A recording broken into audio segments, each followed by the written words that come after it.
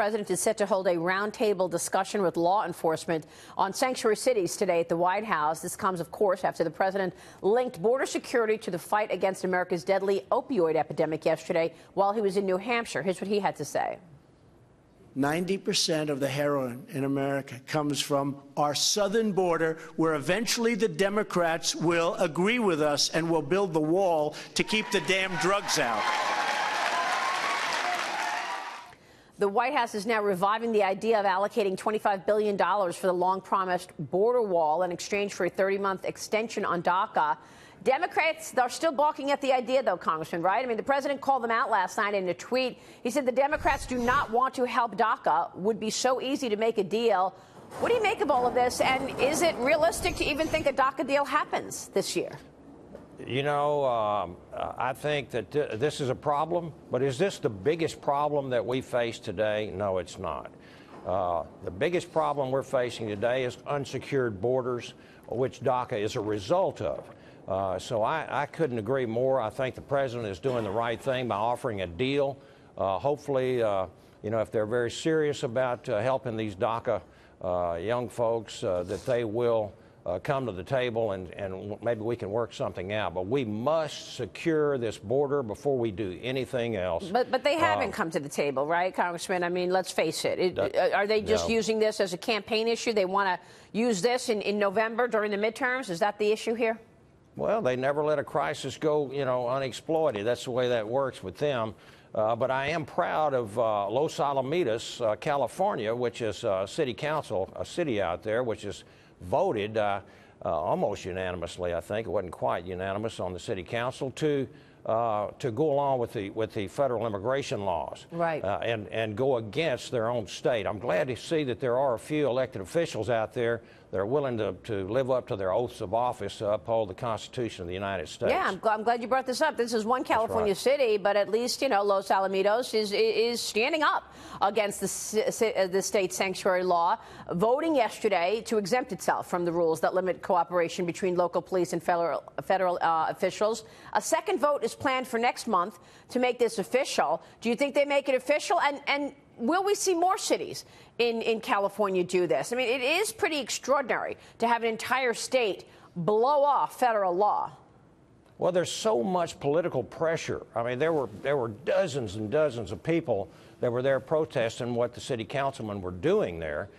So there's a lot of pressure put on these various municipalities and counties out there to go along, to get along with the governor and the state legislature, which is so far radically left when it comes to these types of things. But I don't call them sanctuary cities anymore. I call them criminal fugitive cities, because that's exactly what they are. They are putting the lives and property of their own citizens at great risk in order to help criminal aliens. It's incomprehensible to me. Which is exactly what the mayor of Oakland did, putting the ICE agents in harm's way by, you know, alerting the illegals that they're coming. Let me switch gears here, Congressman, and ask you about the Omni bill. House Republicans obviously burning the midnight oil last night to set the stage for both chambers to vote on a $1.3 trillion budget plan ahead of Friday's shutdown deadline. Healthcare and immigration reform, major sticking points. Where are you on this?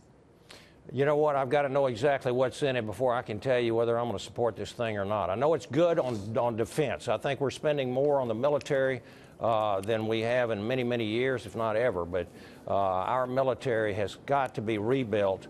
However, there's some other things in there that you know, may or may not be in there, and I want to see before I make the final determination of whether I'm going to vote for it. There are several issues that I have been working on, trying to get some provisions inside the Omni. We're still working on those, so it remains to be seen. We should hear today.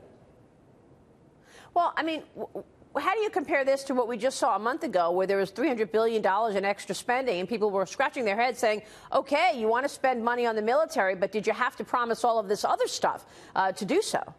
Well, you do, because the ones that have to go along with this thing are Nancy Pelosi and Chuck Schumer. So we know that we've got to have 9 Democrats in the U.S. Senate to bring this up for a vote. We've still got the filibuster rule over there. We could pass really a good conservative bill in the U.S. House, and we have. on many occasions, and they go over to the Senate and they sit there gathering dust.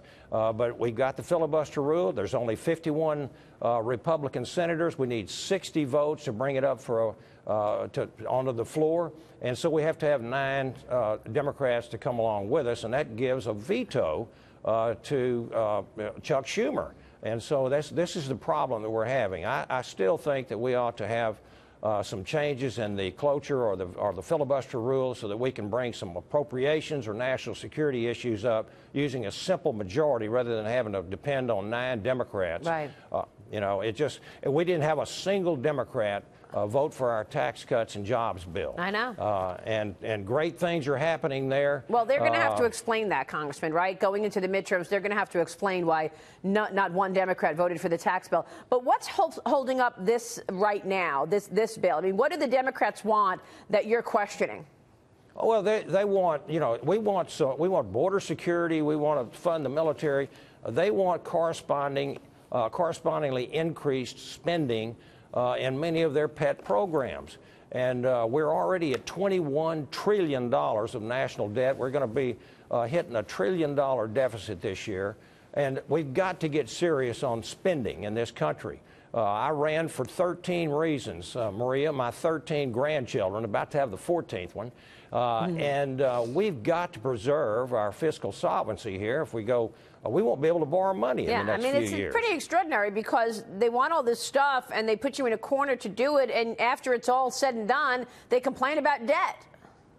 They really do. They complained about the debt, strangely, when we were coming up with the Tax Cuts and Jobs Act. That was the first time I'd ever heard them complain about it in many, many years. But we've got to solve our fiscal problem here. Yeah. That is one of the most dangerous things out there in our future. Congressman, and that is. Yep, it's good to have you on the program this morning. Thanks so much. Thank you, We'll see you Maria. soon, sir. Brian Babin. Okay.